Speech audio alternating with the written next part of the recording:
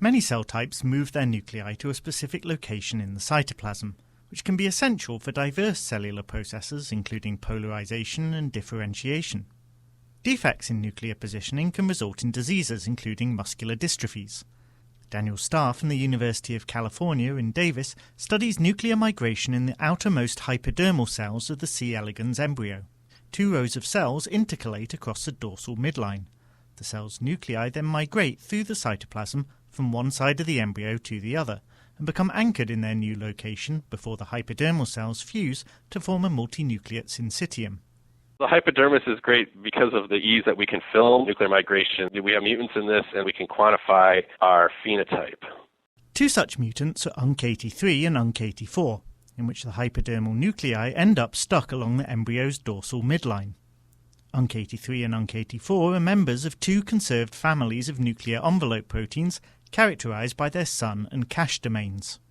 Sun and cache proteins form this bridge to connect the nucleus skeleton to the cytoskeleton. We knew that UNC84, as a sun protein in the inner nuclear membrane, recruited UNC83 to the outer nuclear membrane. But what we didn't know until more recently is once UNC83 was on the outer nuclear membrane, how did it mediate migration? Heidi and Maria Meyerson, another student from the lab, did a 2 hybrid screen with the cytoplasmic domain of UNC83, and they identified in papers that we published in developmental biology that UNC83 interacts with regulators of dynein and regulators of kinesin.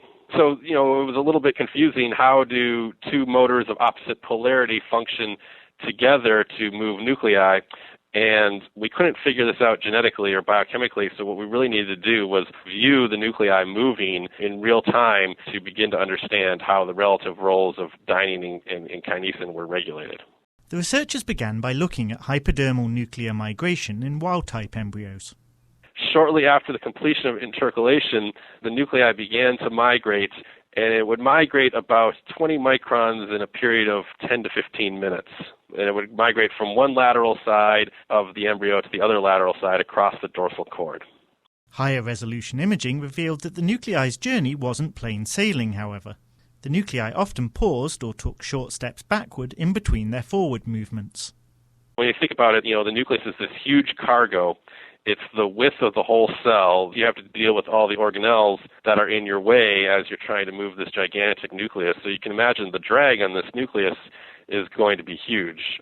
The endoplasmic reticulum, for example, is remodeled as the nucleus migrates through it. But what happens in the absence of the sun and cache proteins?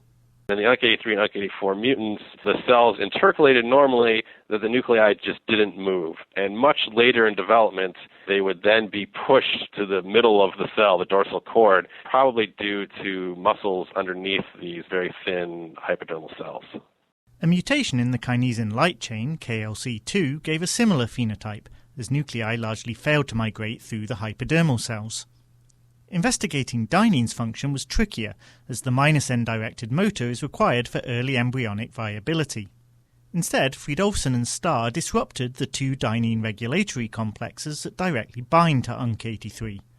Blocking either complex alone caused a weak nuclear migration defect, but more nuclei mislocalized when both regulatory complexes were inhibited simultaneously. The nuclei started out moving fairly normally. They initiated the movement at the right time, and they moved at the right speed.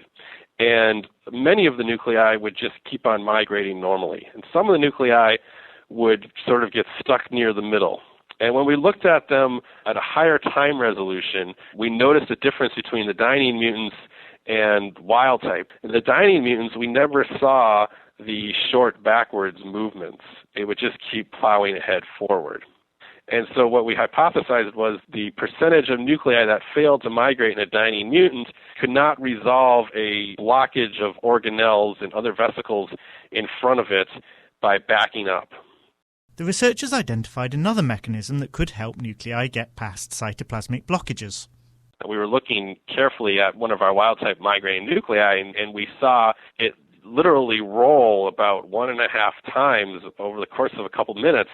And associated with the rolling was a release of what looked like a blockage of vesicles in front of the nucleus. And you could see as the nucleus rolled, the vesicles squeezed by the side of the nucleus. A combination of backing up and rolling could therefore help nuclei bypass cytoplasmic roadblocks. Both of these processes are inhibited in the absence of dynein function, causing some nuclei to get stuck on their journey through the hypodermal cytoplasm. So the hypothesis is that kinesin is pulling the nucleus forward, and sometimes kinesin can just pull itself through this blockage of vesicles and organelles in front of it, but sometimes the blockage gets too strong and kinesin needs some sort of help. So it either needs to back up a little bit or the nucleus needs to roll, and we think that dynein can help in that. As microtubule motors, dynein and kinesin must move the nuclei along microtubule tracks.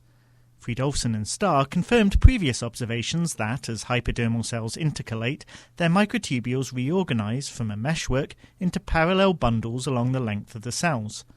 Surprisingly, photobleaching indicated that these bundles were highly dynamic rather than stable structures. Well, if it's not a stable bundle, it still somehow has to be polar if kinesin is going to keep moving it in a continuous direction. So Heidi made a GFP fusion protein to the EB1 homolog, which marks the plus ends of growing microtubules. And she got these beautiful movies. And during nuclear migration, more than 90% of the microtubules that were growing with their plus ends in the direction of nuclear migrations. This dynamic, polarized array could be organized by the microtubule nucleating factor gamma-tubulin, which relocalized from the centrosome to the cell boundary as hypodermal cells intercalated. So what does Starr want to look at next?